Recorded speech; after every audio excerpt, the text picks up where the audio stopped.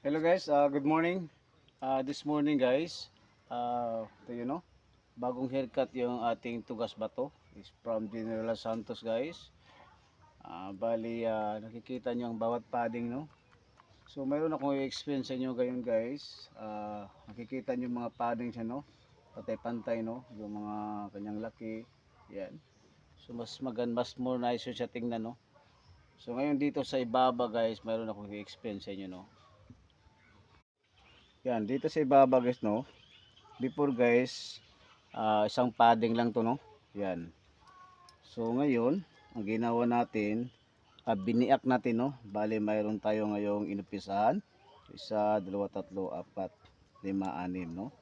So kung magbubuo na to siya guys, yeah. So mas more nicer siya guys kaysa dati no.